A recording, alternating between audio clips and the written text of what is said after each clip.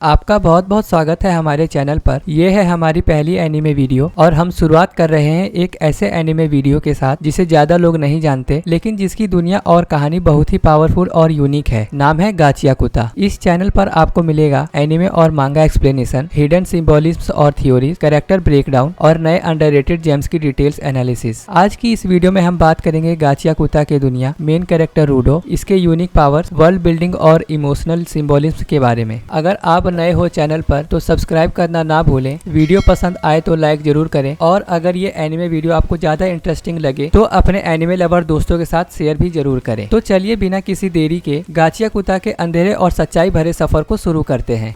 गाचियाकुता में दो अलग अलग साइड दिखाए गए हैं, जहाँ एक तरफ अमीर लोग रहते हैं और एक तरफ बहुत ही गरीब लोग रहते हैं। जो अमीर लोगों की साइड है वो बहुत ही साफ सुथरी चमकदार है और साथ ही अमीर लोग कोई भी ऑब्जेक्ट जो वो यूज करते हैं, अगर उसमें हल्का सा कोई भी डिफेक्ट हो जाता है तो वो उसको फेंक देते हैं, जबकि उसको ठीक करके यूज किया जा सकता है। और वहीं दूसरी तरफ स्लम एरिया दिखाया गया है, जिसमें रहने वाले लोगों को ट्राइब्स पीपल कहा जाता है। और ये जो स्लम एरिया है ये अमीरों द्वारा बनाया गया था, जिसमें कोई भी क्राइम करता था उसको इसमें डाल दिया जाता था। लेकिन ये क्रिमिनल मर गए हैं और इसमें जो रह रहे हैं वो इनकी नेक्स्ट जनरेशन है और इन्हीं में हमारा मेन कैरेक्टर रहता है, जिसका नाम है रूडो। रूडो के बारे में ये पता चलता है कि इसके फादर क्रिमिनल थे जिनको पिट में फेंक दिया गया था। पिट क्या है वीडियो में इसके बारे में आगे पता चलेगा। और साथ ही रूडो के बारे में ये भी पता चलता है कि रूडो अमीरों द्वारा फेंका हुआ गार्बेज चोरी करता है और अमीर लोग इसकी आइडेंटिफाई नहीं कर पाते कि ये चोर है कौन। ट्रेस रेडर का नाम दे दिया जाता है। बात करें सेकंड कैरेक्टर की तो उसका नाम है चीवा, जो कि रूडो के साथ ही स्लम्स में रहती है। रूडो और चीवा एक दूसरे को पसंद करते हैं बट एक दूसरे को बोल नहीं पाते। अब बात करें थर्ड कैरेक्टर के बारे में तो उसका नाम है रेक्टो। रेक्टो ने हमारे मेन कैरेक्टर रूडो को अडॉप्ट किया था, क्योंकि मैंने आपको वीडियो के स्टार्टिंग में ही बता दिया था कि रूडो के अर्ली एज में ही रूडो के फादर को पिट में फेंक दिया जाता है। और अब बात करें रेक्टो की तो रेक्टो ने रूडो को कहा था कि कोई ऐसी चीज जिसे इंसानों को संभाल के रखना चाहिए और उससे प्यार करना चाहिए। ये बात हमें अभी समझ में नहीं आती, लेकिन ये बात वीडियो में आगे समझ में आएगी। रूडो के पास दो गंदे फटे हुए ग्लव्स हैं, जिसे वह बहुत संभाल के रखता है और पहनता है, क्योंकि उसके दोनों हाथ बहुत ज्यादा डार्क ब्लैक होते हैं। साथ ही उसके हाथों में दर्द भी बहुत ज्यादा होता है। वो ग्लव्स रेक्टो ने रूडो को दिया था, जिससे उसके डार्क हैंड छुप जाते हैं और दर्द से भी आराम मिलता है। फिर एक दिन रूडो रेक्टो से मिलने जा रहा होता है, तभी एक अननोन मैन से टकरा जाता है। देन वो रेक्टो के घर जाता है तो रेक्टो काफी इंजर्ड हालत में मिलता है। रेक्टो रूडो को बोलता भी है कि तुम यहाँ से चले जाओ, लेकिन रूडो वहाँ से जाता नहीं है और कुछ ही देर में पुलिस आ जाती है और रूडो को क्रिमिनल घोषित कर दिया जाता है और उसे पिट में फेंकने की सजा दी जाती है। प्लस जीवा का ट्रस्ट ब्रेक हो जाता है और उसका दिल टूट जाता है और साथ ही वो भी उसको क्रिमिनल समझने लगती है। जब रूडो को पिट में फेंका जाता है तब रूडो बोलता है कि मैंने उसको नहीं मारा है और जिसने भी उसे मारा है मैं उससे बदला लूंगा। लेकिन जब उसे फेंका जाता है तब वो अननोन पर्सन भी वहीं दिखता है जब वो उससे टकराया था। रूडो मना भी करता है कि उसे ना फेंके, लेकिन फिर भी उसे पिट में फेंक दिया जाता है। यहाँ मैं आपको थोड़ा बहुत पिट के बारे में बता देता हूँ कि आखिर पिट है क्या। पिट वो है जहाँ अमीरों का कचरा फेंका जाता है और बड़े क्रिमिनल को फेंक दिया जाता है। ये पिट किसी नर्क से कम नहीं है। पिट में फेंकने के बाद जब रूडो की आंखें खुलती है तब वो देखता है उसके आसपास गार्बेज ही गार्बेज है जो अमीरों द्वारा फेंका गया था। वहाँ की हवा बहुत ज्यादा पॉल्यूटेड है कि कोई बंदा ज्यादा देर तक सांस लेगा तो उसका खेल वहीं खत्म हो जाएगा। रूडो के सामने एक बड़ा मॉन्स्टर आता है जो पूरा गार्बेज से बना होता है, लेकिन वो मॉन्स्टर रूडो पर हमला कर देता है। रूडो वहाँ से भाग भाग के किसी तरह खुद को प्रोटेक्ट करता है। तभी रूडो को बचाने के लिए कोई अननोन मैन आ जाता है। वो बंदा अपने अम्ब्रेला से अलग अलग वेपन बना के उस मॉन्स्टर को खत्म कर देता है। साथ ही वो रूडो को एक मास्क देता है जिससे वो उस पॉल्यूटेड एनवायरनमेंट में सांस ले सके। फिर इसके बाद हमें इसका फेस दिखाई देता है एंड इसका नाम पता चलता है एंजिन। लेकिन इस लड़ाई के बाद रूडो बेहोश हो जाता है। उसके बाद एंजिन रूडो को उठा के किसी जगह पर रख देता है और जहाँ पे रूडो को रखता है वहाँ पर रूडो को देखकर उस एरिया के आसपास के लोग बहुत खुश हो जाते हैं। और आप लोग सोच रहे होंगे कि ये लोग कौन है, तो ये वही पिट में रहने वाले नेटिव लोग हैं। साथ ही साथ यहाँ के लोग पिट को ग्राउंड बोलते हैं और ये लोग ऊपर वाली दुनिया को स्पायर कहते हैं। साथ ही साथ पिट में जिन लोगों को फेंका जाता है ये लोग उनको स्पिराइड बोलते हैं और जिन स्पिराइड को पिट में फेंका जाता है वो सारे लोग मर जाते हैं, जिनकी बॉडी ऑर्गन्स एंड कपड़े यहाँ के नेटिव बेच देते हैं। अब नेटिव खुश इसलिए थे क्योंकि रूडो यहाँ अलाइव था, जिससे ये लोग रूडो को बेचते तो उनको ज्यादा मुनाफा होता। देन ये लोग रूडो को चैन से बांध देते हैं। तभी रूडो अपनी पावर यूज करके उन चैन को वेपन में कन्वर्ट कर देता है। यह उसी तरह की पावर्स है जैसी किसी एंजिन ने यूज करी थी अपनी अम्ब्रेला से, और साथ ही एंजिन साइड से रूडो को लड़ता हुआ देख रहा होता है। कुछ देर बाद एंजिन भी लड़ाई में आता है और रूडो को बचा के ले जाता है। एंजिन रूडो को साइड से इसलिए देख रहा होता है क्योंकि वो देखना चाहता था कि रूडो के पास कोई पावर है भी या नहीं। साथ ही हमें एंजिन के बैकग्राउंड के बारे में पता चलता है कि वो किसी एक ग्रुप का पार्ट है, जिस ग्रुप में हर पर्सन के पास अलग अलग चीजों से वेपन बनाने की पावर्स होती है, और इस ग्रुप का नाम है क्लीनर्स ग्रुप। और पिट में जो बंदे अपनी अपनी पावर्स इस्तेमाल कर पाते हैं उन्हें गिवर्स कहते हैं। इन गिवर्स का काम होता है जो पिट में मॉन्स्टर बनते हैं गार्बेज से, उन मॉन्स्टर से फाइट करके उनको मारना। क्योंकि इन मॉन्स्टर के सामने कोई इंसान आ जाता है तो बिना कुछ सोचे समझे उन पर अटैक कर देते हैं। कभी कभी ये मॉन्स्टर उन जगह पर भी अटैक करने चले जाते हैं जहाँ इंसान रहते हैं। और साथ ही आपको बता दूं कि गिवर्स ही इन मॉन्स्टर को मार सकते हैं, क्योंकि इनके पास ही ऐसे वेपन्स होते हैं जिनसे मॉन्स्टर को मारा जा सकता है। ये मॉन्स्टर कैसे बनते हैं इसकी बात हम एक सेपरेट वीडियो में करेंगे। अब बात करेंगे कि गिवर्स को पावर्स कैसे मिलती है। मैंने आपको वीडियो के स्टार्टिंग में बताया था कि रेक्टो ने हमारे मेन कैरेक्टर को बताया था कि किसी चीज को संभाल के रखने से उसमें सोल आ जाती है। जैसे कि हमने देखा था एंजिन ने अपने अम्ब्रेला को संभाल के रखा था, जिससे वो अलग अलग तरह के वेपन्स बनाता है। लेकिन इस पावर का ड्रॉबैक ये भी है कि गिवर्स उन्हीं चीजों से वेपन बना सकते हैं जिसको इन्होंने बहुत संभाल के रखा हो और जिससे वो ज्यादा प्यार करते हो, जैसे कि एंजिन का अम्ब्रेला। लेकिन बात करें अपने मेन कैरेक्टर रूडो के पावर के बारे में, तो उसके पास और सभी गिवर्स से डिफरेंट पावर है। उसकी डिफरेंट पावर ये है कि रूडो सिर्फ अपने ग्लव से ही वेपन नहीं बना सकता, बल्कि वो जिस भी ऑब्जेक्ट को छुएगा उस ऑब्जेक्ट से कोई भी वेपन बना सकता है। जस्ट लाइक जैसा कि हमने देखा था रूडो को जब जंजीर से बांधा था तो वो उस जंजीर को भी वेपन बना देता है। और यही पावर्स को देखकर एंजिन रूडो को ऑफर देता है क्लीनर्स ग्रुप ज्वाइन करने का। रूडो क्लीनर्स ग्रुप ज्वाइन कर लेता है, लेकिन वो एंजिन से बोलता है कि वो स्पेयर वापस जाएगा और अमीरों से बदला लेगा। तो यहाँ से रूडो वापस स्पेयर जा पाता है या नहीं, इसके बारे में हम नेक्स्ट वीडियो में बात करेंगे।